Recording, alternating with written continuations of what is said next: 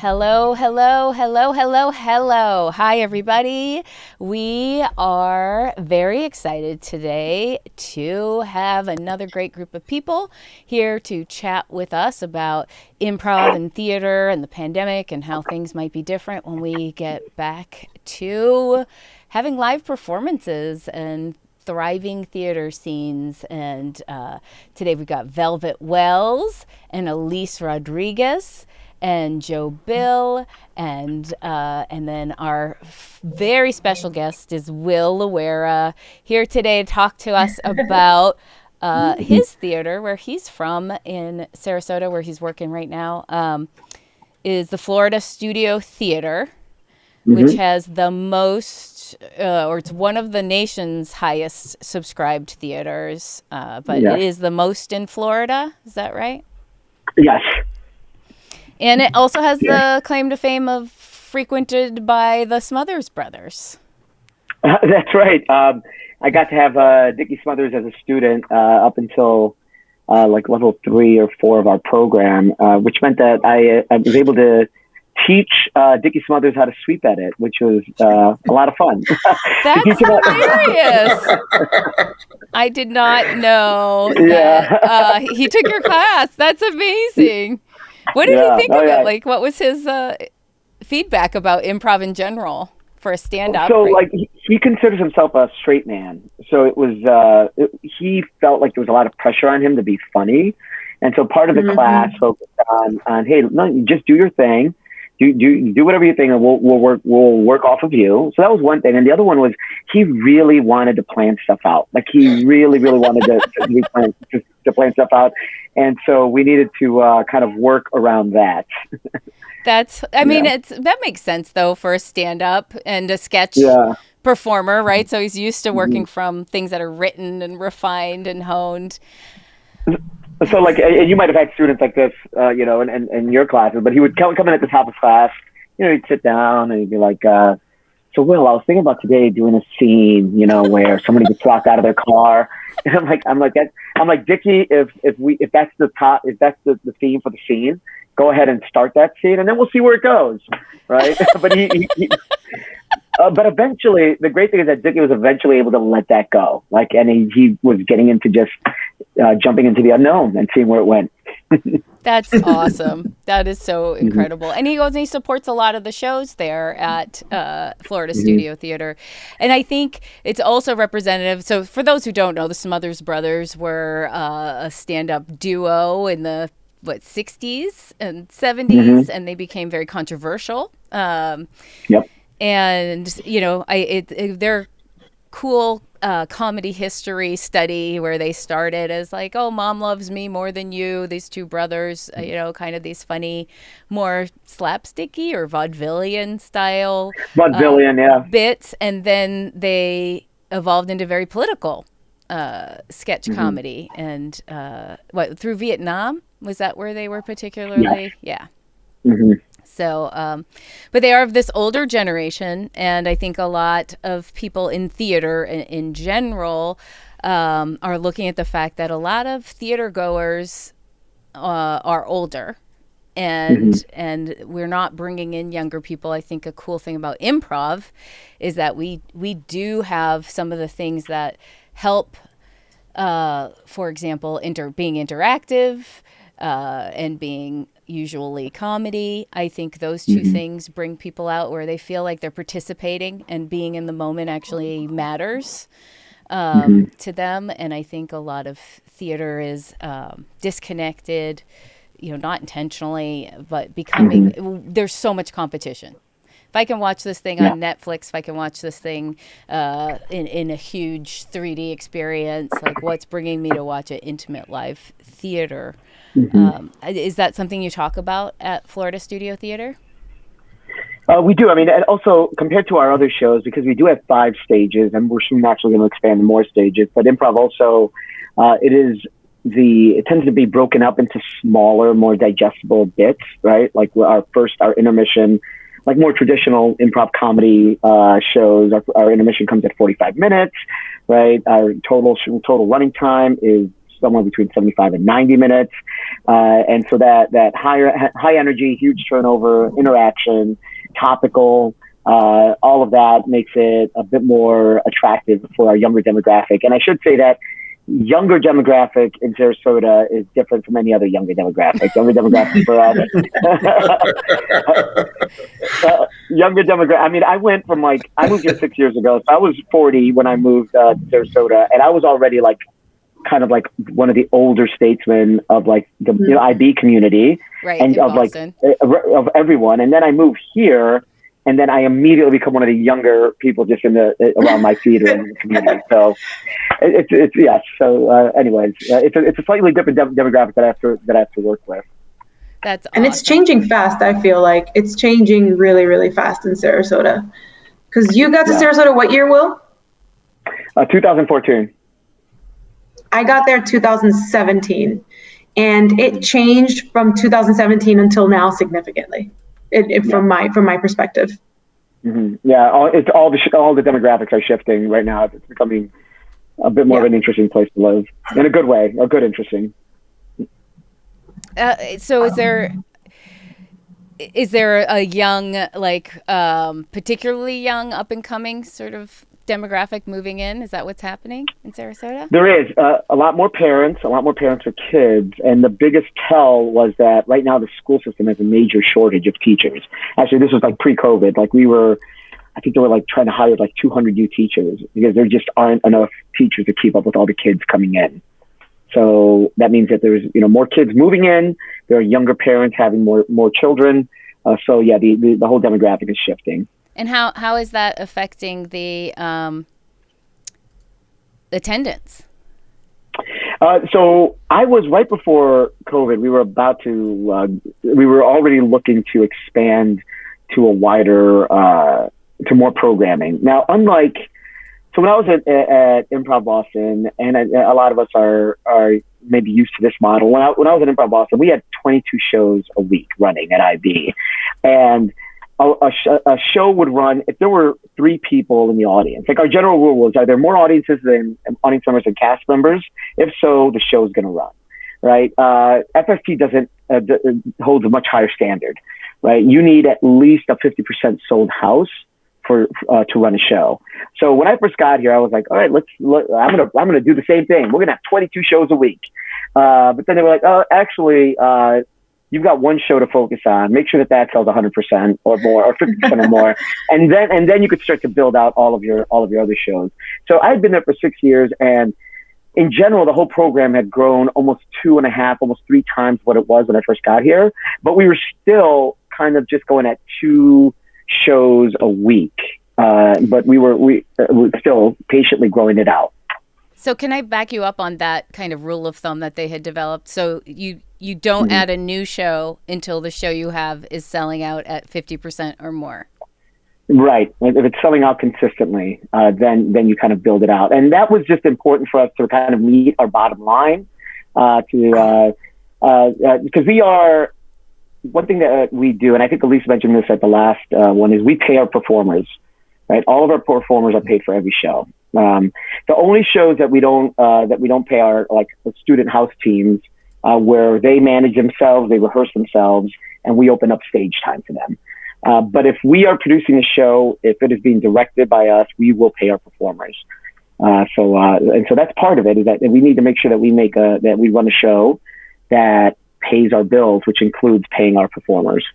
Now, are the finances shared across all these theaters in the studio theater and all these different styles of theater that are being performed? Do you have your own budgets, or is it all kind of broken down? We do have our own budgets for certain things. So, for example, of course, my performers, my marketing, et cetera. But then there are shared resources. The restaurant is shared, right? Electricity, a lot of the utilities, that's shared, and that's an overall, that comes from the overall theater paying that. So what I need to, and of course, my department through our shows contributes to that bigger pot. Okay, but I'm responsible, like I specifically am responsible for my marketing and my performers, making sure that all of that is covered. Got it. Any props, costumes, anything else that I need to bring in to support Also, shows. Stacy, I feel like now that he said that, I think it's important to note that the theater has 5 stages, but there's a building that shares that 3 stages live in. And then there's a couple different buildings. So now that he said that about overhead, I feel like, I don't know, I thought that was an important detail. Like there's one big building with 3 stages. Yep. Improv will perform in that stage every Saturday, right? And sometimes Friday. And then there's another building with another stage. And then there's another building with another stage. But it's all on a campus. Right. Yeah. Which is great. That I love.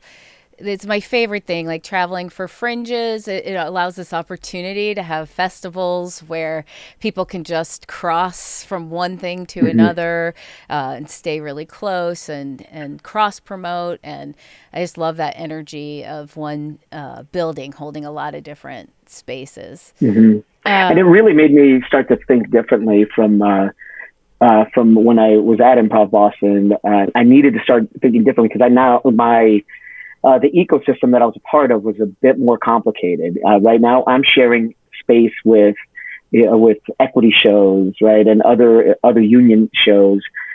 Even my stage shared. We were in rep with other shows, some which were equity shows. We needed to be very mindful of the ecosystem that you were a part of. But the improv part still kind of ran in a system that we're all very familiar with, right? But I still had very specific rules. And one thing I very much appreciated from my change coming over to FST has been that I have to adhere to those same rules. Like they're like, we are an equity theater, so you have to meet these standards. I mean, one of the things that, sorry, I know that this isn't what we're talking about, but we have house managers, like every theater, we have house managers, and what they do is they collect feedback after every show and after every intermission, and they're silently standing at the exit with a clipboard, and they're writing anything that they hear anyone say. Wow! Right? So they're not asking questions; they're just they're capturing just listening what they hear. Amazing. And then that email goes out to all management at the end of the night, and so you get to see the good and the bad. And the thing is, my first 2 years, oh man, like I would see the emails, and I would see like somebody say something, and I knew that on Monday, if I saw something, I'm like, here we go. And then on Monday, I'd see an email, my manager being, hey, could you come in for a second? We got to have a chat about whatever this comment was. But again, it's like in my former theater, also nonprofit theater, you'd just be like, all right, let's go get a drink. But now it's like, no, we got to talk about what this person said. And I want you to explain to me why did 5 people walk out at intermission? Why do you think 5 people walked out at intermission? And you have to answer that. And you got to be like, you know what? There was this one scene where we all were saying the F word for like a minute. So that might be it, right? Or whatever. And only one person walked out, so we had to push harder to get all 5. We had our own mandate that night. It had to be 5 people or it's not worth the game. Wow. I remember there was a time where somebody walked out. I was in a scene. This was right around the time where the government was at a standstill, so federal employees weren't receiving paychecks. Mm-hmm. And we did a scene where we were doing a musical, and me and my scene partner were TSA workers at the airport. We mentioned nothing about, like, we weren't saying anything about TSA or talking down about TSA at all. We were just TSA workers, and we were having a conversation about whatever was going on at the airport. And people got furious. They walked out in the middle of the show, and we got all of the comments from the house manager. Wow. I was like, I don't understand. Through Miami at that time, and the employees in Miami did not hide their anger at the situation. Like, I flew through Portland, I'm like, how are y'all doing? Like, I always try to acknowledge that they're living in a difficult time, and the Portlanders were like, we're doing the best we can, In Miami, they were like, I don't give a fuck about you right now. Like, that was just like pretty much like, they were just like, I don't care. It was amazing. But yeah, that's fascinating, Will, and brilliant. I sat outside. I saw Rebecca Northern's show Blind Date 2 nights in a row, and she improvises with an audience member. And the first one was like a textbook audience member who played along super well with everything. And then the second night was a trainee to play Rebecca's part with a guy who was just not cooperating at all. Man. And I heard outside as I was waiting for my, to meet a friend, like the difference between, like, people will... They don't need to get very far away before they start talking about what they just saw. Yeah. And I've thought about collecting feedback before, but it's skewed as soon as you add that step of like make the effort to write it down, right? Mm-hmm. So just eavesdropping are people aware that they're being sort of eavesdropped on? Not really. I mean, the house manager stands at the exit of our theater with the clipboard and kind of just is saying bye to everybody. And they're like at the ready. Yeah. And as soon as they hear anything, and a lot of times it's going to be positive. They're like, wow, what a great joke. So they'll write that down. Good show. But then anything is, amazing. they'll capture anything. But I think the fact that they're not prompting them leaves it open to more honest responses. Yeah. And the stage manager is also doing it. So the stage manager who's up in the booth is also doing the same thing. Like they're as they walk around to do any final checks, anything that they catch, it goes right in the report. So at the end of the night, you get these 2 reports that are going out to everybody in upper management, and then you better be ready to answer for them. But then I was very happy because it took me 2 years to kind of work through all those, and then we were just on a streak for several years of like pretty much nothing negative coming out. So that was a big plus. Good. Amazing. Can't wait till we get back on stage with that audience after 2020. Will's like, I cannot put Elise on a stage ever again in Sarasota. I'm gonna walk out and be like, hey, fuck you. Florida's been definitely doing the pandemic. Oh, no. It's so Will, funny. why did the entire audience walk out right at the beginning? We did Joe was there. We did a festival in Orlando where people just kept getting up and walking out. It was Sac Comedy Lab in like 2002. Orlando. Mm-hmm. Yeah. Really? It was a clean theater, Sac, at the time. Like, and every show had the bag foul and all of that. And they had a festival and they removed that rule and they said it in the literature and they said it at the ticket sale point and they said it at the box office and they said it when they took your ticket when you walked in. And still, and our friends Superpunk were doing this one sketch oh my god, where they were playing, and it was a sketch, it was written, and they're playing these like just 2 losers on a bus being like so sexist, but it's satire, right? Because they're making them so extreme and absurd. 22 people stood up and filed out of the theater in the middle of the set.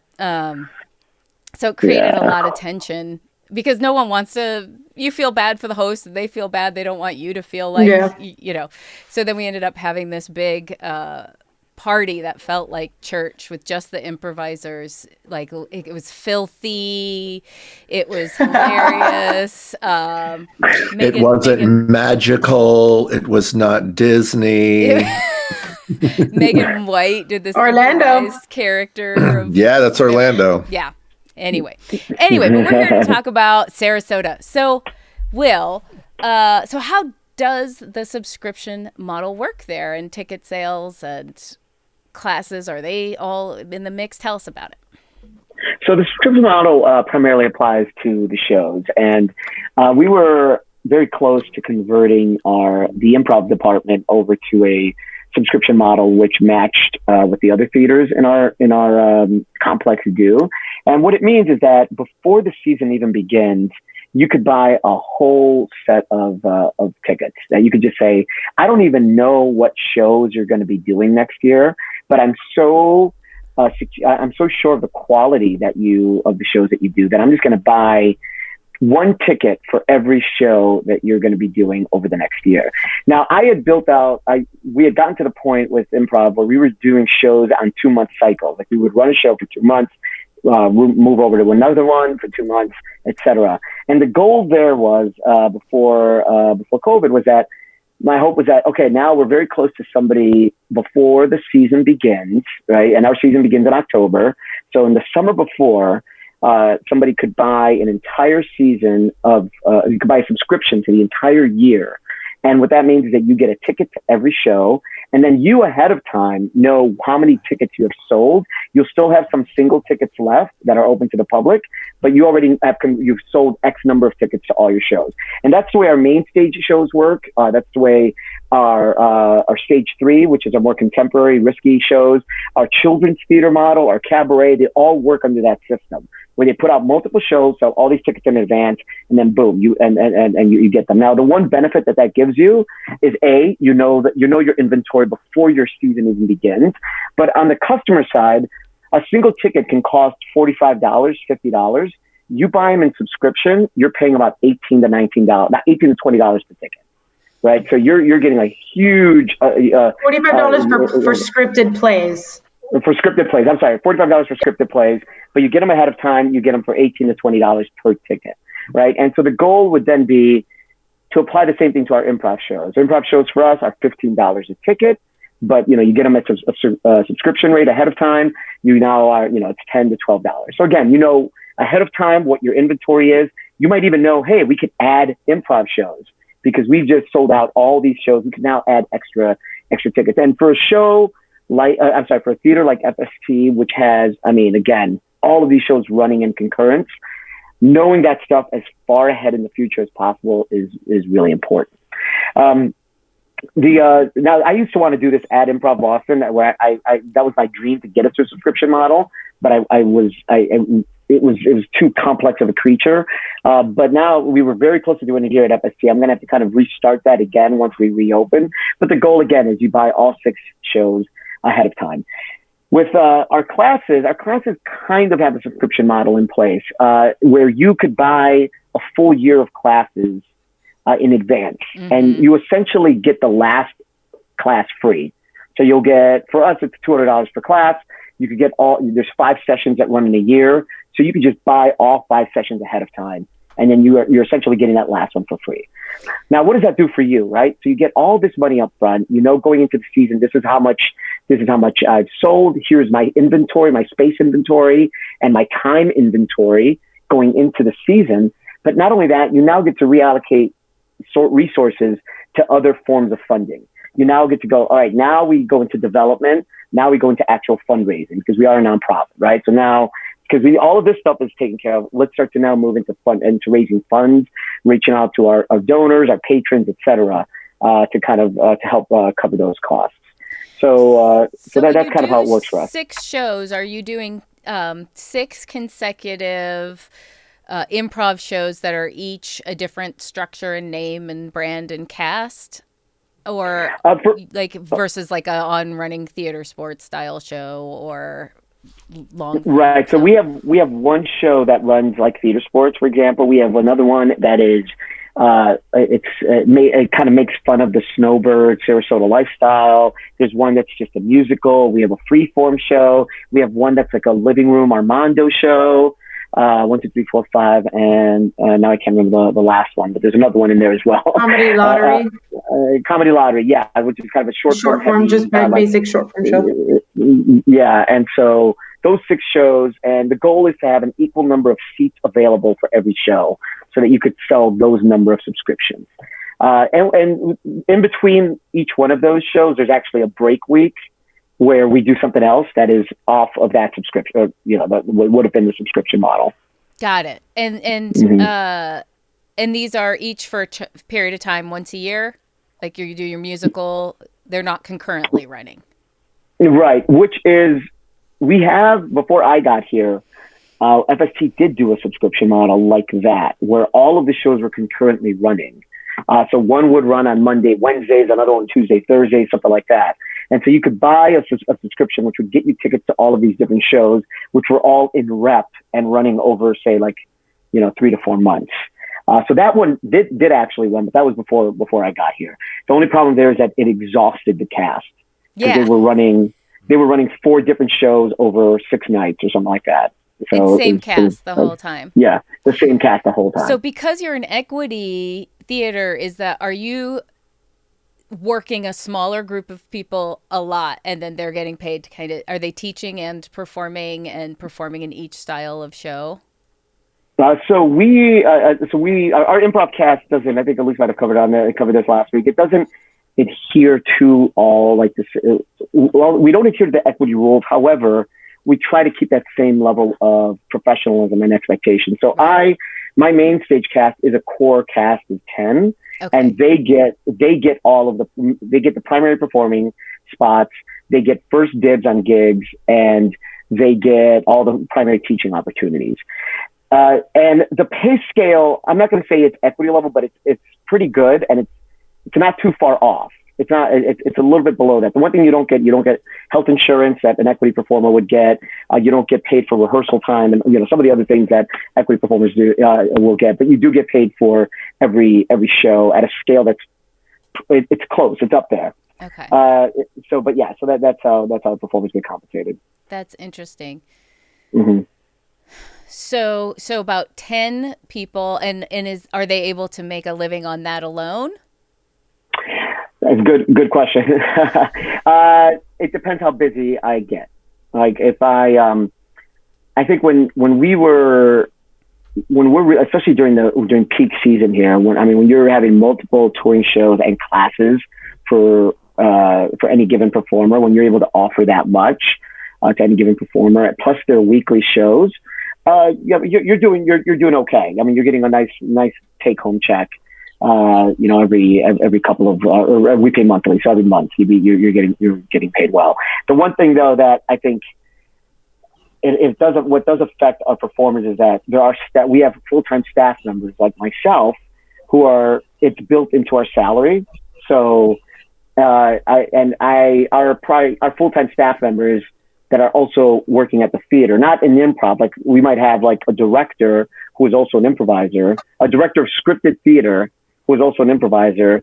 He gets, and this is again a whole other conversation, but right, he will have, because he's a staff member, gets preference, right? Or we also train actors. We have acting apprentices, freshly out of college, right? And because of their position and because this is part of their job, they also get preference into the cast.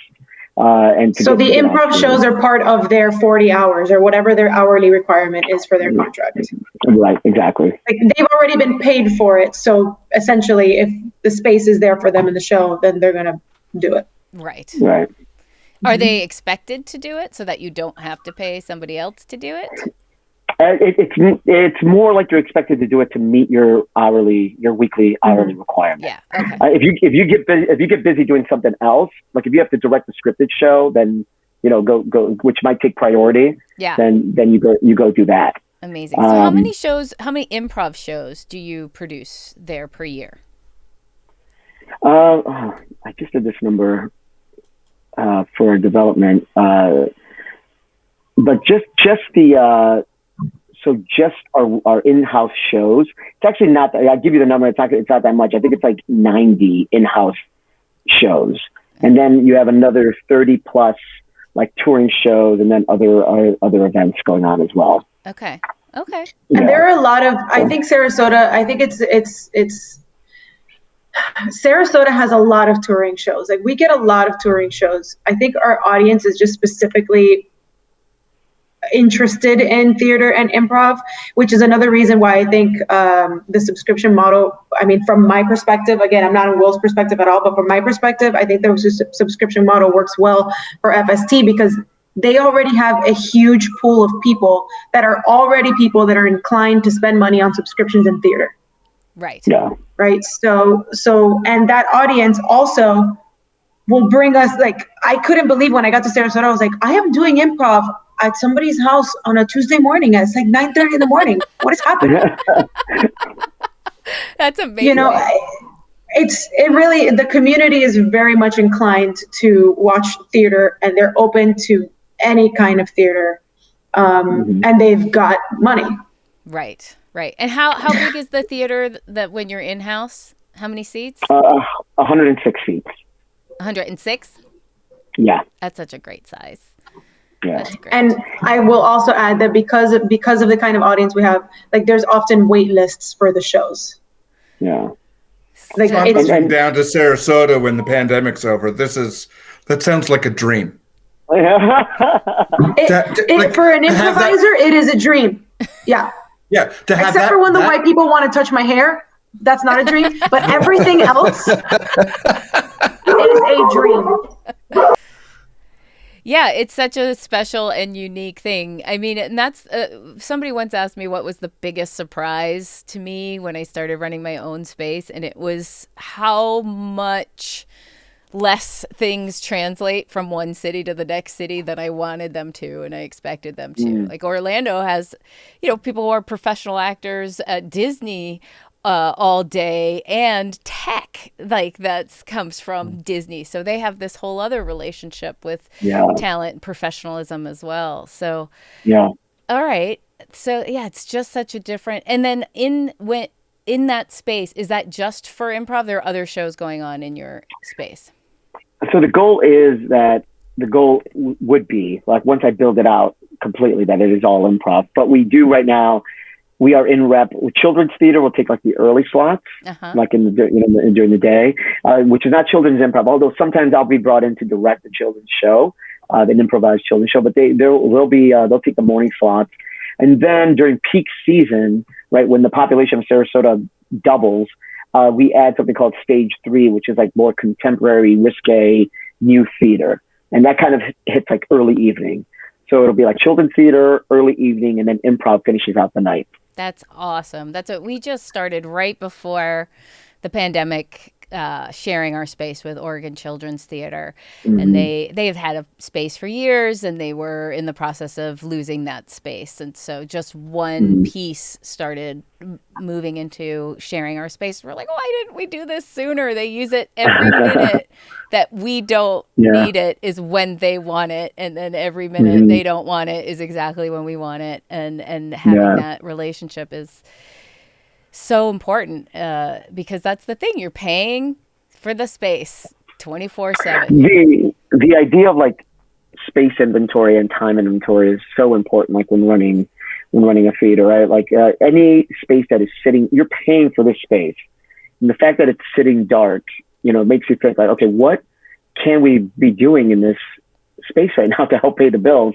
And it's always an interesting challenge. Like we have like rehearsal studios that'll sit dark for hours, like 10 a.m. to whatever, 4 p.m. And so you have to like think about it. You're like, what can I do? I can't rehearse right now because my cast members, most of them are working. However, I do have a retired community that are already taking lifelong classes at other places. So, and they take them during this time. Right. So let me open up my space, right, to start to do that, right? And we've run some that there's one. I mean, again, everything pre-COVID, but we had one group that we rebranded their class to just Forever Improv, because they just wanted to take the same 8-week course over and over and over and over, and it's always the same students. They come in at like 2 p.m. on Monday, and this is their weekly thing. Yeah, it's their intramural activity, right? If you're on an intramural soccer team, you pay into it, right, for someone to organize it, for the gym space. Like, that's the thing is, I think there are these two major segments of improv, or the people who just it's like their art class, it's their community event. They see their friends, they come, they play. It's structured play for adults. Exactly. Versus like the equity actor trying to make a living performing. They present two totally different issues. And in terms of space management, that's my issue. That's why I got sort of perked up when you said like, can't open another show till this show has achieved this level, because I'm in this opposite place of trying to use the space all of the time. And we do rent stuff out, but our space is pretty big, right? So we have 180 seats, 170.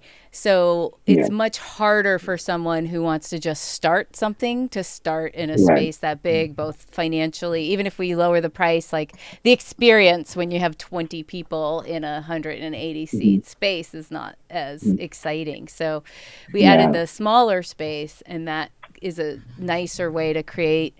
Okay, now you can come in here. You can be a little more experimental, a little more startup, less expensive, feels good with a smaller crowd. And then if you start cranking that out, you can move into the larger space. But yeah, I'm always torn between. I mean, we produce 650 shows a year. Yeah, that's great. It's so many though. I'd rather produce 50 that sell out, right, and make them awesome, and pay everybody like a living wage and all of that. So that's what we're trying to sort between, and who can we partner with. I really thought I'd have more people wanting to share the space with us when I opened it than I've been able to find. It might post-pandemic. We've lost a lot of spaces during the pandemic, so we may have more people looking to move their shows somewhere. Right. So if I'm just interested in improv and I want to go see your shows, if I go see a show just once, how much am I paying for an improv show? You're paying $12 to $15 depending on the view. So $15 is prime seating, $12 is a little bit further back. Okay. And then if I have a subscription, I buy 10 shows? I mean, 6. Ideally, if this were to be running, you would get 6 tickets, one for each show. Okay. Right. And so you'd be behind. And now the important thing, and now I understand why, like, the feedback part is so important to my managers, because in order to build a subscription, you need trust from your audience. Like, you need your audience to be like, I'm about to buy tickets for a show that is 12 months from now, and I need to trust that this is good. And this is why the feedback part is so important, because they want to make sure that you are getting that trust from the audience before they start getting the phone calls being like, hey, we got a year of improv shows coming up. Are you in? Right. Yeah. And then call them back and being like, we got this year, and can we get a refund on the second half because we didn't like these first 3. Right. That's a nightmare, I could imagine. And I also, it puts a lot of power in the wallet too, by the way. It does, but it also could be more relational, right? Like, I think there's more of a relation. I'd rather have the same way as online, right? You're supposed to really value your social media followers in terms of who's engaged.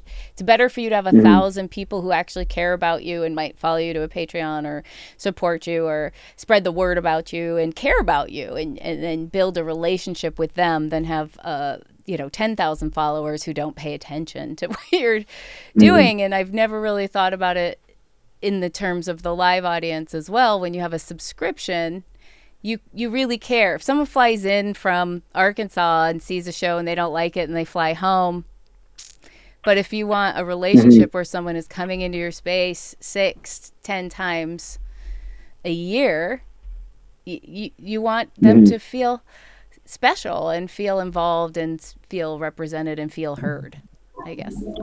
Will, does the subscription give them the same seat also?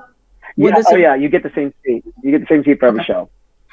And so it's kind of like season tickets at a sporting event. Like, we have subscribers who will keep renewing the subscription, even if they might not make the show, because they know that they have even though they might be back up in, Toronto or Chicago for the summer, they want to keep it going, because I'm not going to lose my seat, front and center. Wow. So that's another reason why subscriptions are important. That's amazing. Wow. Because we do have regulars who like to get seated in the same place already, and we don't have a subscription. And there's a theater in Canada that in Edmonton. It's one of my favorite theaters, and it's super raked, so the audience is just like a wall in front of you.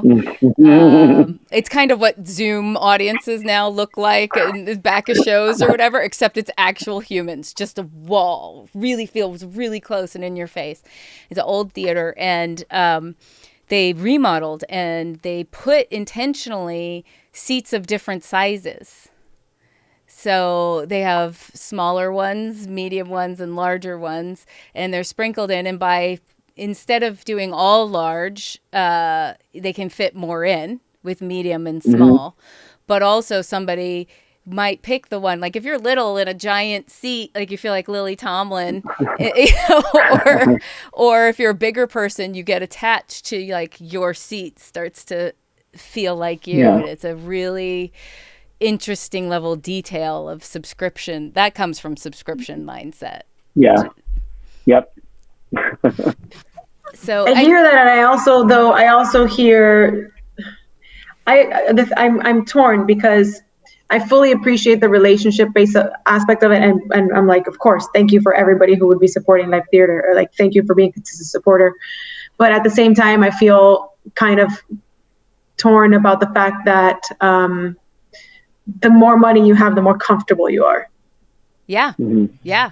Mhm. So that's my qualm with this, and especially like Will said, I love the feedback, but at the same time, it's like, what if the audience is majority white, right, and wouldn't understand something, and maybe they are also majority kind of racist.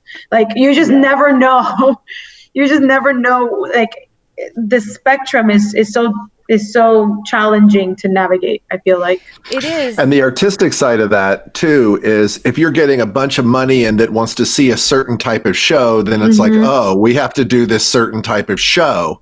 And what I was thinking about was, the annoyance theater was the annoyance theater when we did splatter theater, co-ed prison sluts, that darn Antichrist, Manson the musical, and then all of a sudden the real life Brady Bunch and national news. Right. And and if there was people, we turned people away from real life Brady Bunch, and if the subscription model was in place, it makes me wonder, well, like, how quickly, if people could pre-buy tickets to the real live Brady Bunch, do we lose the identity of co-ed prison sluts and all of this other alternative stuff? However, whether you have a subscription base or not, you are controlled by your audience's tastes. Like, you are, and it's about how you cultivate your audience. But like, everyone does A Christmas Carol because it pays for everything else. Like, that's like a theater given in the past. Not that everyone does it now, but like, or the every ballet school has to do the Nutcracker.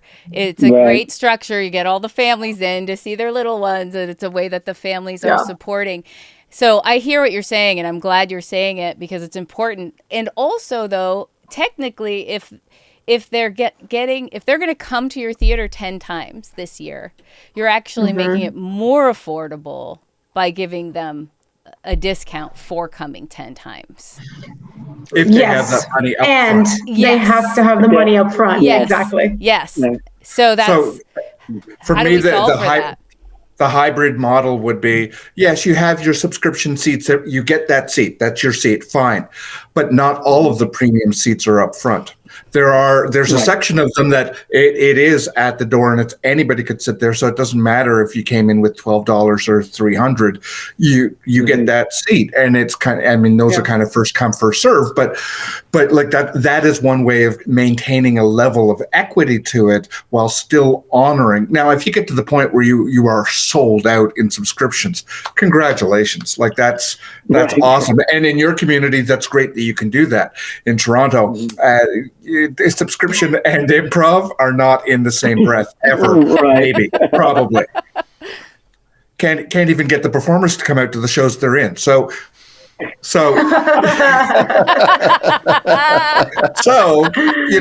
is, as you say, Stacey, like, there is a learned, like, you have to cultivate the community that is going to fit any model that you choose. And they are going to, they're going to vote with their wallet. That is always going to be true. But if you have these other equity mechanisms in place, they're also going to, even if you have all the equity mechanisms in place, if that community doesn't feel like you're a place for them to come to, it doesn't matter what title you have. Like, you know what I mean? Like, you could have what you think is the greatest outreach, but they haven't bought into you. So that's nice, but And I also think, in that vein, one of the fears I'm hearing from you, Elise, specifically, is like, oh, then we just are making stuff that pleases them because they have the money. And I think that whether you're for profit, whether you're nonprofit, whether you're arts, or whether you're jewelry, like, I mean, imagine being who was it that you just said? Mary Kate, say, what's Mary Kate's tagline? We were talking about the Olsen twins. You got, you know, Mary Kate, say you got it, dude, right? Like, you're always going to have your thing that you're known for that people want, right? So then even if you have an audience you love and you've been doing work you love and then you want to evolve as an artist, all of a sudden you have to choose, do I lose my current fan base now that I'm going in this new direction? And what I learned from selling silk dream pillows at the Saturday market in Eugene, Every Oregon. single time you tell me something else that you've worked in. It was early entrepreneurial days where I would spend way too much time to make these hand-painted silk dream pillows stuffed with things that make you have good dreams. And then go sell them in a place where nothing can cost more than $20. I learned a lot about marketing and selling things, and the jewelers I always have felt like had it down. So what someone who makes jewelry can do is they told me, like, we have our 20% or 80% of stuff that we know sells. And once we've developed it and put all that initial money in, we're just stamping it out. It's not heavy on the resources to produce. We know it's going to sell. We know what our profit margin is. And then we have our 20%. That's what we want to do. And we just do whatever we want. And we put that out with the other stuff. And eventually in that 80%, some of it starts to retire. It starts to lose its energy and its momentum. And this 20% is your R&D section. It's your passion section. It's your creative freedom section.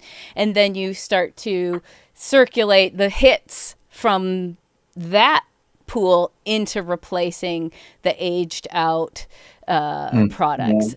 And so I think that even if you have a super conservative group or whatever, right, like that likes one particular thing, you can push them and in your relationship build one where they're willing to be uncomfortable and challenged by you to evolve. You're Go ahead, reminding Velvet. me. Sorry, Velvet was. Velvet, go ahead. Yes. Yeah, I wanted to loop back a little bit to what you were saying last week, this week, and that is the idea of like accountability and transparency. Just because people want to create this new show, that want isn't enough for it to have legs. So yes, you get your 3 people who love you and will watch whatever you're doing, but that isn't necessarily enough to fill even the smallest venue that is available to them. And so that reality of like the time inventory, the space inventory, like that reality, I think needs to be imparted on more people sooner in their journey from, hey, this is our intramural beer league, to I'm trying to do something more with this, to know that that's true. I think it's great to have spaces to do these experiments, but it is also like just to be able to be a bit more business minded about it and build up your audience from the 3 to now it's 6. Hey, you have 10 people who are consistently coming to your thing. Yeah. How do we pair you up with another group that also has their 10? And like, just let your ego go a little bit about the idea that you have to share this space in order to get those 25 people, like sold out space in some spaces. That's like, you've oversold. And how do you then get enough inventory of different kinds of things that you can start to look at those 50 seats to the eventual. I don't think I have a 100-seat show yet. I would love to be part of a 100-seat show, but like just being a little bit more realistic about that. And that allows for the conversations that you have with venue owners, with whoever you're talking to about, even within your troupe, of what are your real goals? Because if your goal is to get 100 seats sold out or 50% plus, what is the work you're going to do to get there? And that includes doing all the other shows that are 2 or 3 people shows and all the other other things to make sure that the venue still exists when you're ready for it. And I think that all of those are part and parcel of the dream of hey, let's do a show with pool noodles. I'm so glad you said pool noodles, because the entire time you've been talking, you said circulating something new in. I envision an audience wearing skinny jeans and wanting to get them to wear bell bottoms. Yeah. I don't know why my mind went there. Yeah. I'm like, I'm now envisioning everybody in bell bottoms. I don't know why. But it makes sense, right? You are asking people to shift their taste, right? You're asking them. And that's so I keep coming back to like, okay, there's a percentage of time that's just for us. And if we discover that this show happens to resonate more than we thought it would, awesome, then it becomes one of those hits. Yeah. But if not, like there's the shows where we're building the equity and trust, and then every now and then we have a show where we spend a little of it.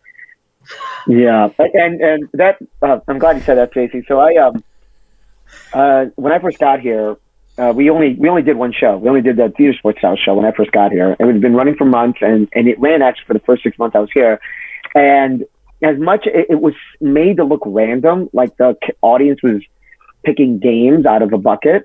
But what was happening, what I was noticing, is that the audience would pick a game out of the bucket, but the cast would read the game that they actually wanted to play, right? And I'm watching this, and I'm like, guys, you know, I'm the new director, and I'm like, I am really sorry, but we're gonna not do that anymore. And what ended up happening is that there was a game that everybody, audiences loved, cast loved. It would always be the ending game, always be the ending game. And I told them, I'm like, if that game doesn't come out at the end, you're not playing it. You're going to play whatever comes out at the end. And this is why the first 2 years got a lot of feedback from the audience, because what ended up happening is that literally the feedback would be, why aren't you playing this game that I love?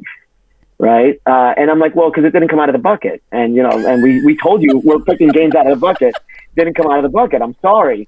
Right. And so, by the way, the bucket is like a big source of tension sometimes. It's great. Yeah.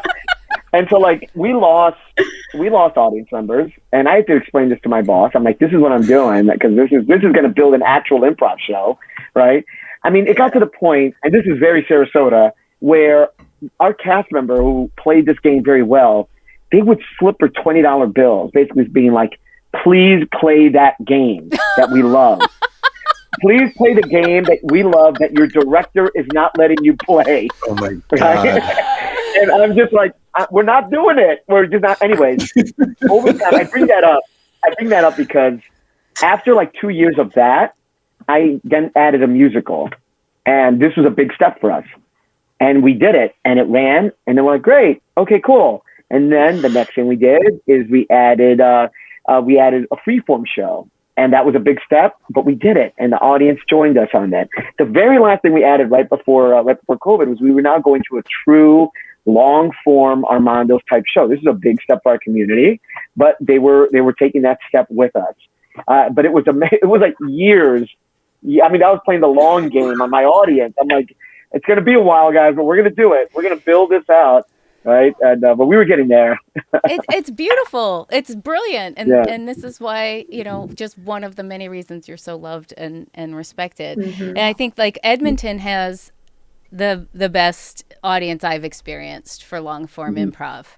And that's been a 30-year game of development. Mm-hmm. You know, a series of artistic directors there. It hasn't been one person for 30 years, right? So they've had a lot of influence and styles and risks and experiments, and their audiences will show up for things that, you know, here are really still, if you don't have whatever Westworld on the name, right? To convince people to come. And so it is about they trust patience. The theater, it sounds like. Yeah, we can't just be like, they're dumb. Our audience is dumb. They don't get this really smart improv we're doing. Yeah. It's like, this audience is new. Improv audience is so young. People have been watching Shakespeare for hundreds of years, and here we are like, why aren't they able to leap from here to here with us? And it does take a lot of patience, and I think being cautious of what Velvet and Elise were saying, like, you don't want to let them hold you back or trap you, but at the same time you got to bring them along. So that said, I still want to talk forever. Go ahead, Velvet. I just wanted to add, I wanted to pull out one other thing you said that I thought was very important for all of us to remember is as much as you may love a format, as much as it's working for you, it is also okay to let it go for a while, maybe forever, but it's okay to give it a rest. And I love the fact that one of the performers was bribing for an improv show about risk and trying new things and being on the spot. It's make sure that you've scripted in. There's somebody once said to me that people love same and different. They want same and different, and that's why procedurals are so satisfying because the structure, and then the details are different, and the guest star is different. But there's also got to Noah on the Notebook. What do you want? That beautiful scene at the Notebook. I will say, on a micro scale, where there's I'm going to say, to put this in quotes, the subscription model works for us on a very small scale. This goes in regards to festival. Right? The way we run our festival, is that before we sell single tickets, we sell single day, double day, or triple day tickets. Right. And that goes months before the actual festival. And if you buy a single or a double or triple, if you buy a single day ticket, it's $45 for all the shows that day. And you could there's a lot of overlapping shows. So you end up, $45 for 5 shows. So it's $9 a show. And then you do that. You open it up to the 2 days and then the 3 days. And our audiences eat that up. They will, and that's before we even go to single tickets. We're just here, we're 2 months out of the festival. We do 3 days first. Get your 3 days. We run as far as we can with that. All right, now you get to do your 2 days. Now you do your single days, and now we're a month out. We got a good sense of space inventory. We also know, hey, we could get North Coast in for another show because they've all sold out their other 2 shows. So now we have a good sense of what to do there. And then here comes the single tickets to fill the rest out. So it's kind of it's the same sort of philosophy, but on a smaller scale. And it works. It kind of just you get that you're able to plan properly. You're able to know how you're doing financially before you even get to the actual event. Do you end up I will add that what Will has done with that festival is literally my Christmas every year. I was very depressed last year in the festival. Go ahead, Velvet. Thank you. Sorry, just because I'm on the outside, I haven't yet been able to experience it. Do you find that you have to precede who you're inviting to be part of the festival so that you're ensuring you're getting this sold out? A Key and Peele has brand recognition. A Velvet, as much as y'all love me, isn't necessarily people in Sarasota aren't going to be oh well, of course. To the same extent, I am. They will eventually, but not yet, right? So in terms of your planning before you've even got to the ticket sales, how much artistically are you having to change or to keep that in mind? In your planning. Great question. So when I put the festival together, our festival is very curated. I try to leave time to open it up for general invites, but I never get to that point because everyone accepts the initial invitations. But what I try to do is I'll go for that headliner level. I'm who are the folks that, whether it's improvised Shakespeare, Baby Wants Candy, whatever, who are those big names that I know could anchor down my schedule? So I get 2 of those in first. Then I'll follow up with the trusted names. Who are the ones that come in year after year that I know our audiences are going to love, right? And so they'll fill out the next tier. That's, you got your North Coast, Stack from Chicago, Improv Boston, et cetera. These are the ones that people love. It's yay, they're back. And then I'll fill it out now with our new names, right? Are the final tier. And if you buy a 3-day, 2-day, or 1-day pass, and you have to pick out your shows in advance. So what you're going to do is you're going to be, okay, on Saturday, I'm buying this because I want to see Baby Wants Candy. So I'm doing Baby Wants Candy. I'm going to go Bass Prov next, Improv Boston, FST Improv, and then this other group, this new group out of Atlanta that I've never heard of. But I'm going to get that as well because I need to get and to be honest, Velvet, I put the schedule together in a way that will give you that variety, so that you're going to see somebody new, you're going to see somebody who's proven, and then you're going to see a headliner.